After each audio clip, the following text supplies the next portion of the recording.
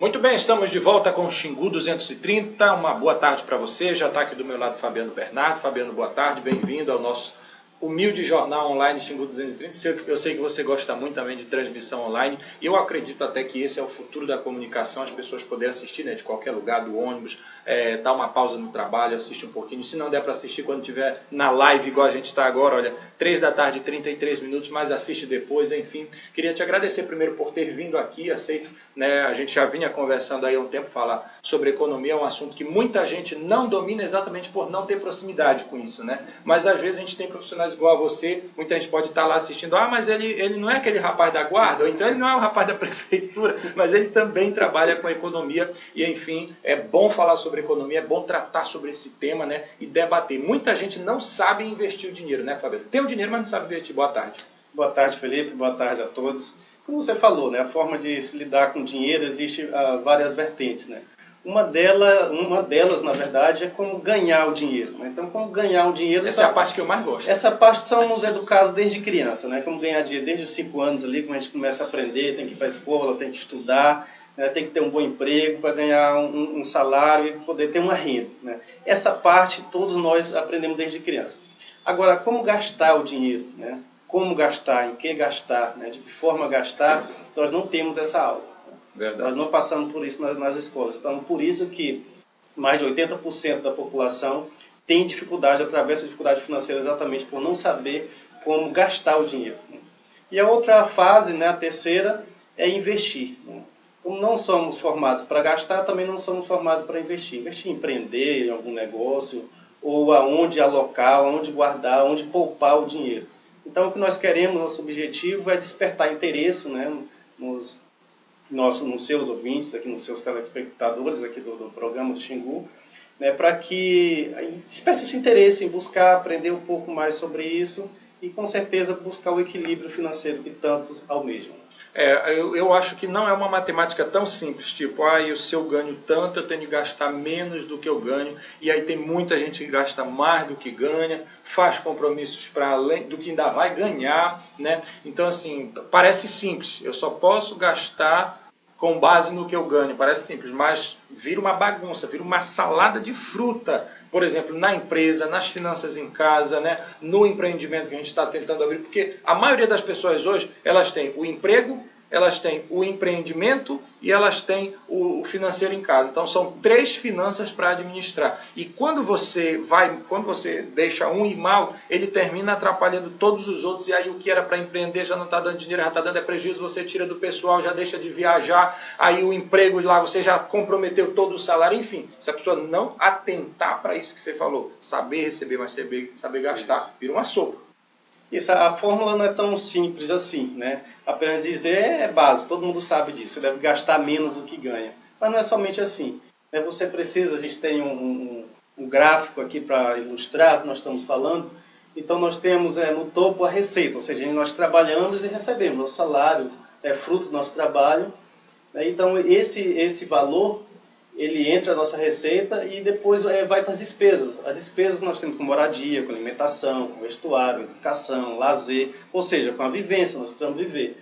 Então, quando a receita ela sai todinho nas despesas, você vê pelo esquema, né, o esquema montado aí.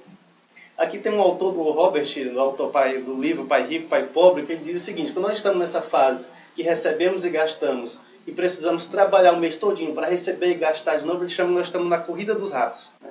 Então, sempre repetindo o mesmo ciclo. Aquele ratinho que fica ali dentro, o hamsterzinho. O hamsterzinho fica correndo ali em cima. Ele corre e tal, mas não sai do lugar. Então, nós estamos na corrida dos ratos, que nós trabalhamos, recebemos nosso salário, gastamos ele todo com as despesas, vai todo embora o mês.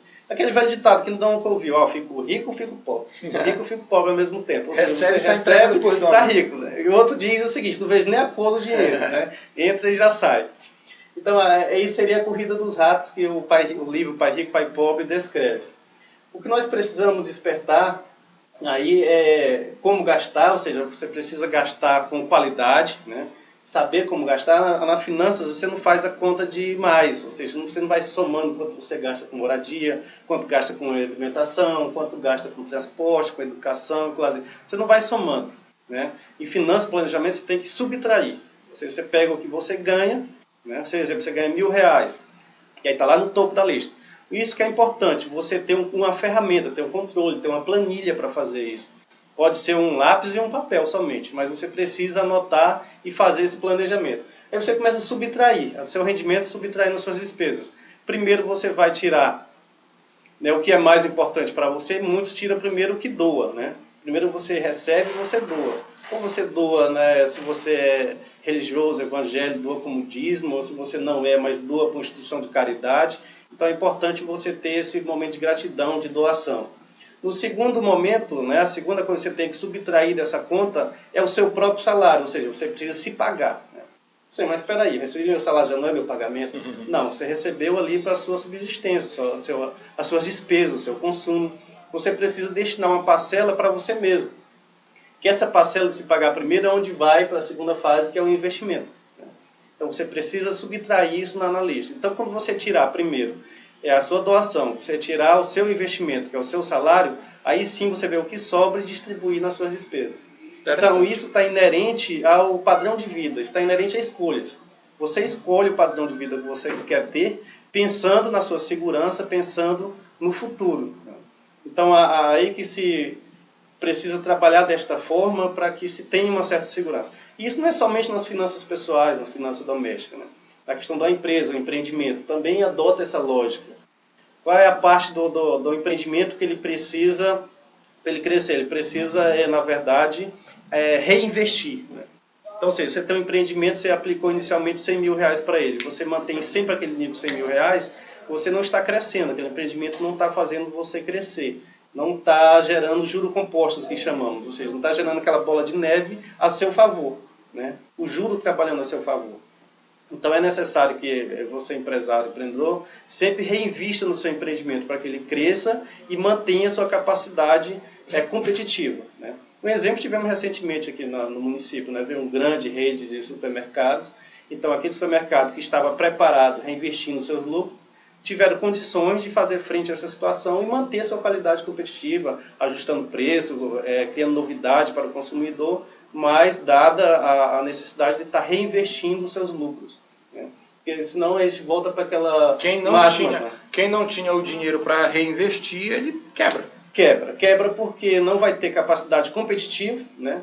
Frente ao concorrente. O estoque ele vai ter que trabalhar no valor que tá. Ele não tem condições de ajustar o preço frente à concorrência, acaba falindo ou passando por dificuldades. Se você tem dúvida, se você tem alguma pergunta sobre finanças, você aí de casa pode mandar aí pra gente. Queria mandar um abraço aí para o Laílson de Paula, tá assistindo aí o Xingu 230. A Nanda Guedes pediu alô, inclusive para a irmã dela, Madalena. Tá todo mundo de olho na programação. Mônica Nascimento também tá por aí. A Nice Gouveia acabou de chegar, tá assistindo. Dona Heloísa Helena, galera lá do Sorvete Expresso Goiano, também já tá por aí, né, ligado na nossa programação. Muito obrigado a todos vocês. E vamos voltar aqui para o nosso quadrinho. Olha só, eu vi aqui que a gente coloca também nas despesas a questão do lazer e da educação. Esse daí não seria o meu pagamento? Por exemplo, por exemplo, já sou um pai de família, tenho crianças e tal, tudo bem, criança estuda, beleza. Mas a questão do lazer, onde é que ela entra nas finanças? Até que ponto eu posso gastar com lazer?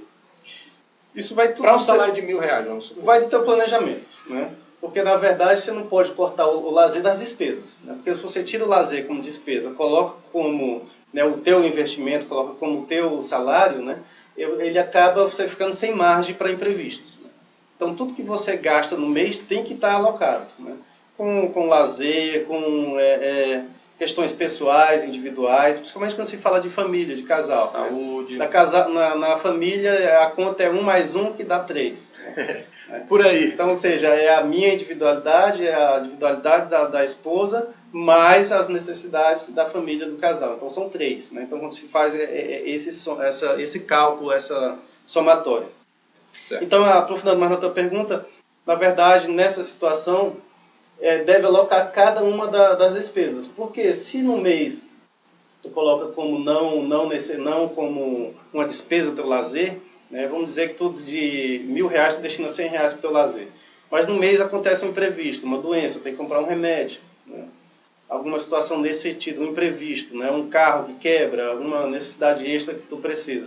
Então tu vai acabar tirando isso do teu lazer para, né, suprir aquela necessidade que apareceu de repente, né, um imprevisto. isso vai acabar lhe sacrificando, porque, ou seja, o lazer eu não vou ter mais esse mês, né? Porque um filho adoeceu, teve que comprar um remédio, eu não vou ter mais lazer porque um carro quebrou, então isso vai acabar lhe trazendo infelicidade, né? E a questão do planejamento financeiro, ele gira em torno de trazer felicidade, né? Aqui, seguindo no esquema, investimento, tem que entender isso que eu estou falando. Por que investir? Para que investir? Para que poupar, né? Você só consegue investir, né, só consegue poupar, guardar dinheiro se você tiver um objetivo. Se você não tiver um objetivo claro e definido, infelizmente você vai ter um grande esforço, uma grande necessidade, vai fazer, mas em curto prazo você vai acabar abandonando esse plano. Por quê? Porque vai sentir que é um sacrifício, isso não está lhe dando nenhum benefício, né, o seu lazer diminuiu, assim, outras coisas mais. Então, quando você traça objetivos, até alcançar aquele objetivo, você encara ele como uma gincana, né? Porque quando você chegar lá, alcançar teu objetivo, aí você tem um prêmio. Aí ele causa uma grande sensação de prazer, né? Uma grande sensação de realmente ter recebido um prêmio. Tá. Então, como é que você define os seus objetivos? Primeiro, você precisa de uma segurança financeira. Qual é a segurança financeira? Você tem uma reserva para emergência, né? Uma reserva para emergência, que eu falava agora há pouco do imprevisto. Acontece um imprevisto de doença, um imprevisto, o carro quebrou, alguma situação, você tem um recurso guardado somente para essa situação de emergência. Então, qual é esse valor ideal para emergência? Geralmente se calcula o valor que você tem das suas despesas, vamos dizer que suas despesas no mês é R$500, né? Então, qual vai ser o meu valor ideal, né, para a reserva de emergência? Então, seria esse valor de R$500 multiplicado por 6 meses.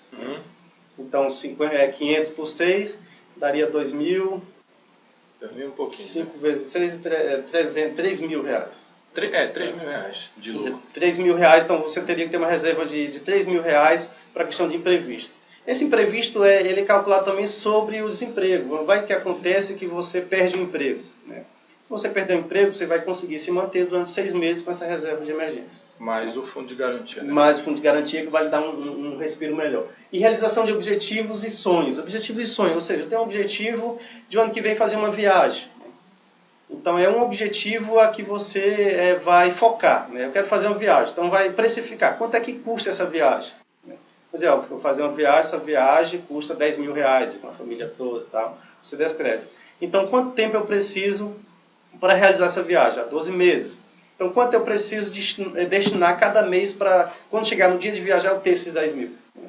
Então, se torna um esforço que, quando chegar lá para você viajar, você vai viajar com tudo pago à vista, com dinheiro no bolso, vai lhe dar uma sensação de prazer. Do inverso, onde muitos fazem, acaba fazendo a viagem, contraindo dívidas, empréstimo, cartão de crédito, aí passa 12 meses pagando o que viajou, o que se torna, na verdade, uma grande decepção. Ou seja, você viaja e passa 12 meses se arrependendo que viajou, porque 12 meses... A gente viaja para descansar e voltar tranquilo, mas já volta sabendo que tem dívida para pagar, né? Aí então, o planejamento financeiro é para lhe dar uma satisfação melhor de vida, lhe dar uma satisfação melhor de prazer, como lidar com o dinheiro. Então, esse seria objetivo, tu traça objetivo em curto, médio e longo prazo. Objetivo de curto prazo, como eu falei, é estabelecer reserva de emergência se não tem, é uma viagem, é compra de um celular, compra de um carro, uma compra de uma moto.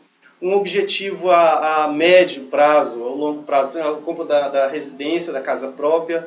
Então você vai saber quanto você precisa e quanto mensalmente você vai destinar para isso, né?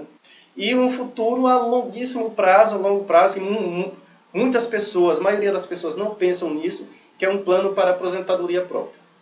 É mesmo. Quando eu penso em um plano para aposentadoria própria, eu penso, eu quero me aposentar com 60 anos, 65 anos, qual a idade que eu tenho hoje? Quanto tempo falta até lá, né?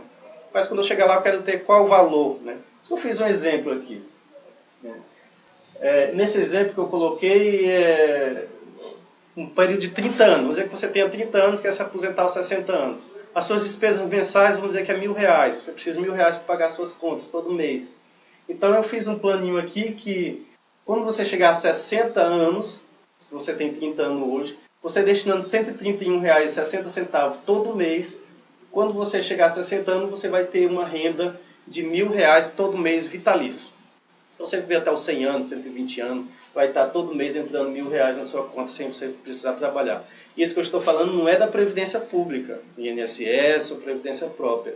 É a sua própria Previdência, ou seja, vai complementar. Se você ganha R$1.000, vai ter uma Previdência Pública de R$1.000, você terá esse R$1.000 a mais para complementar. Ou seja, se as suas despesas são de R$ 1.000, quando você se aposentar, você vai ter uma renda de R$ 2.000. Ou seja, você vai conseguir ter uma qualidade de vida melhor. Você vai conseguir ter uma vida bem melhor com sua família. Muito bom, olha aí as dicas do nosso querido Fabiano Bernardo, especialista em finanças, está com a gente hoje aqui no Chico 230. Você que está assistindo aí de casa do seu trabalho, se você tiver perguntas aí, pode mandar para a gente. O Emerson mandou um aqui, ele perguntou algo bem interessante. Meu amigo Osiel Mendes também já está por aí assistindo a gente, grande advogado. O Emerson Silva perguntou, marketing multinível é uma fonte de renda extra? Sim, a questão do marketing multinível, ele é sim uma fonte de renda extra, né? Você pode estabelecer para complementar a sua renda várias outras formas, né? Então, o marketing multinível, o que se precisa ter cuidado com o que se fala marketing multinível é a questão da pirâmide. Tem que analisar se ele não acaba sendo uma pirâmide. Como é que funciona a pirâmide? É quando os da base entram, colocam dinheiro, os do topo, que está no topo da pirâmide, ganhar. Então, ou seja, eu coloco o Felipe, eu coloco outras pessoas, e conforme essas pessoas vão entrando e colocando dinheiro, eu vou ganhando delas. Então vai formando-se... E eu só iria ganhar se eu colocasse mais pessoas. Colocasse mais pessoas. Uma hora isso é a pirâmide. Isso aí, isso não entra nisso, isso é furado. Quebra.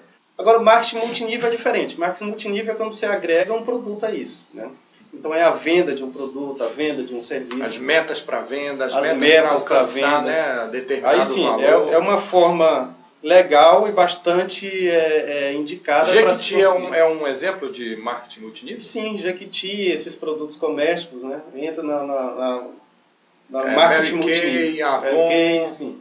Poxa, porque está associado à venda do produto. Então você está associado a um produto ali que você está investindo, está comprando. Você não está apenas colocando dinheiro para enriquecer outras pessoas. Você tem um produto agregado. Hoje a gente está aqui com o Fabiano Bernardo falando sobre economia, debatendo sobre esse assunto que para muitos é a solução de todos os problemas e para outros é o problema que não se acha solução. Botar as finanças em dias, pagar aquela conta, quitar o cheque especial e nem pensar mais nele, né? Pagar aquelas faturas. Tem gente, Fabiano, que está devendo tanto que joga o boleto para cima. Porque ele pegar, ele paga. Ele paga. Quem der a sorte do boleto pegar lá, ele paga as contas. Mas vamos falar de futuro também dos filhos. Ter filhos tem que pensar no futuro, e se a gente pensa no futuro, não é só educação e saúde. Tem que pensar na finança da criança lá na frente também. Por exemplo, da nossa filha, minha com a Cláudia, a gente já faz uma poupança para a faculdade, porque a gente não sabe como é que vai estar lá, a gente não sabe quando é que essa crise vai acabar, e quando ela bater na idade e sair para uma faculdade, como é que vai ser? A gente quer estar preparado pelo futuro dela, né? E como a gente não sabe o dia de amanhã, a gente está guardando dinheirinho para a faculdade dela. Essa é a melhor coisa a fazer pelos estudos dos filhos, Fabiano? Com certeza, né? Com certeza. O que você faz hoje, né? Na verdade, o futuro você constrói hoje. Nós não sabemos o que vai acontecer amanhã. Então, mas dá para se preparar. Dá para se preparar hoje. Então, se constrói hoje. Então, quando se pensa na educação dos filhos, né? Na faculdade que eles vão querer fazer, na carreira que vão querer seguir, tem que se construir hoje. Então, é que eu falei nos objetivos, né? Você pode traçar isso como um objetivo. Educação, faculdade do filho. Quanto tempo você resta para ele ir para a faculdade? Falta quanto tempo? Qual é a série que ele está hoje? Né? Então você faz essa metodologia, estabelece exatamente quantos anos falta para ele entrar na faculdade, você planeja o valor que você quer ter, né, quando ele chegar na faculdade. Não, quero destinar R$100 mil, R$50 mil. Você estabelece o valor pelo custo da faculdade, você faz planilhas, né? Livros, viagens, estadia, alimentação. Você estabelece isso. Você tendo o tempo e o valor, daí você vai calcular quanto mensalmente você vai aportar, você vai separar para esse objetivo. Né? E a partir daí você vai desenvolvendo o seu trabalho, separando o dinheiro, destinando, às vezes destina um pouquinho menos, às vezes um pouco mais, e assim vai... O importante é você ter isso no seu cronograma com valor fixo, todo mês, né? Você, na verdade, deve até corrigir ele pela inflação. O ano teve uma inflação, você corrige no próximo ano a inflação para você ter lá na frente, né, o valor que realmente você planejou. Mas para isso você tem que ir objetivos. Porque o seu objetivo não é só a formação dos filhos. Né? Tem a formação dos filhos, às vezes tem casa própria, tem sua própria aposentadoria, tem seus próprios sonhos. Né? Tratamentos. Então, para cada um, você destina uma parcela do que você reserva para investir, que deve girar entre 10% e 20% de todos os seus rendimentos. Eu sou casado, Fabiano, mas não na igreja ainda, né? E aí, às vezes, a gente chega assim, amor, vamos juntar o dinheiro para fazer o casamento? Vamos. Aí a gente junta, daqui a pouco aparece uma emergência, mas, por exemplo, bate meu carro agora esses tempos, quase eu levo o farelo, e aí agora vai ter que consertar o carro. Aí não, até agora a gente ainda não casou. É por isso que o casamento vai pro carro. É por isso que eu digo que os objetivos eles têm que ser distintos, né? Porque não acaba sufocando o outro. Mas se você tem um objetivo para o casamento, que é médio prazo, né, ou curto prazo, né, e tem um objetivo de formação das crianças, e tem um objetivo de casa própria, ou para aposentadoria, uma reserva para a sua aposentadoria, cada um tem que ter uma parcela destinada para esse fim para não sufocar o outro. Então, se tu tivesse uma reserva de emergência, tu não entraria no recurso que está destinado para o casamento. Então, estaria preservado o teu objetivo, que é realizar o teu casamento. Tem participação do pessoal de casa. A Edna Prates escreveu, ela disse que legal, estou precisando muito fazer um planejamento financeiro, pois não ganho tão mal e a minha administração não está me ajudando. Vou ter que conversar pessoalmente com o especialista, senão vou ficar velha sem nenhum tostão. A falta de planejamento às vezes dá esse desespero mesmo, né, Fabiano? Edna, a dica é você colocar isso no papel. Né? Vai para o bico da caneta. Você tem habilidade no Excel? Beleza, vai para o Excel. Né? Se não tem, vai para o lápis mesmo, no papel ali, de caderno, vai anotando tudo. Você precisa, dá para entender que tem dificuldade financeira, ou seja, tem dívidas. Nessa situação, você precisa fazer um plano para poder equacionar essas dívidas, né? Para poder você atingir o equilíbrio financeiro. Qual é o equilíbrio financeiro? Que você não gaste mais do que ganhe e que pague essas dívidas, né? O equilíbrio financeiro. Então, você traçando esse plano, você se autodiagnosticando, você começa a atuar em cima disso, né? Você diz que aqui é o planejamento financeiro, pois não estou ganhando tão mal e minha administração não está me ajudando. Ou seja, não importa o quanto a pessoa ganha. Pode ganhar um salário mínimo ou 20 mil reais. Né? Não dá para viver bem com um salário mínimo. Pode passar as mesmas dificuldades. Tudo é caro. É porque tudo é relativo ao padrão de vida, né? Quem ganha um salário mínimo ou quem ganha 20 mil reais, né? Acaba passando as mesmas dificuldades financeiras, não conseguindo saldar as dívidas todo mês. Então, tudo é questão de planejamento. Então, a dica para eles não é isso. Bote na planilha, né? Estabeleça suas prioridades. Tem dívidas a saldar? Faça um plano para saldar essas dívidas. Como você deve pagar essas dívidas? Não posso pagar tudo de uma vez? Então, faz por etapas, né? Estabeleça aquelas com prioridade de pagamento, aquela que gere um juro muito alto, né? Aquela que cresce no tempo, cartão de crédito, cheque especial, né? Então essas você deve pagar primeiro. Então procure todos os credores, procure negociar com eles e traçar um plano para que você venha quitar e pagar todos esses. Quando é que eu tenho que ir para o empréstimo bancário, que é juro danado de caro? Empréstimo bancário você tem que fugir dele de todas as formas. Se puder evitar, fuja dele. Você tem uma necessidade, saldar dívida, se você tem um bem que você possa desfazer, é mais viável você fazer isso, né? Vender um carro, uma moto, algo assim, ou um bem qualquer que você tem lá que não tem tanta utilidade e empregar para quitar dívida do que contrair empréstimo. E depois você paga uma taxa de juros muito alta para o banco, né? E quando a gente está falando aqui em investimento, a gente está falando no inverso disso, né? O que é investir, né? É você colocar o dinheiro em uma situação, esperando que ao final você tenha um valor superior àquilo que você colocou, né? Então no banco funciona dessa forma, você empresta o dinheiro para o banco, você está emprestando o dinheiro para o banco, e o banco vai lhe devolver esse dinheiro e pagando juros, né? É o inverso quando você pega empréstimo, financiamento. Você utiliza o dinheiro do banco e você está pagando juros para o banco. É assim, vamos dizer que o Felipe tem dinheiro, né? Ele tem dinheiro. Ele empresta para o banco. Eu não tenho dinheiro, estou precisando de dinheiro, né? Comprar uma casa, um carro. Então o que eu faço? Eu vou lá no banco, né? O Felipe colocou o dinheiro dele lá no banco, está lá no banco. Eu vou lá no banco, pego esse dinheiro do Felipe emprestado do banco para mim, né, comprar o carro, para mim fazer meus objetivos. Quando o banco pega do Felipe, ele vai pagar um percentual para o Felipe, no juro, né? E vai ganhar um dele também. E quando eu pegar do banco, aí eu vou pagar um percentual para o banco, né?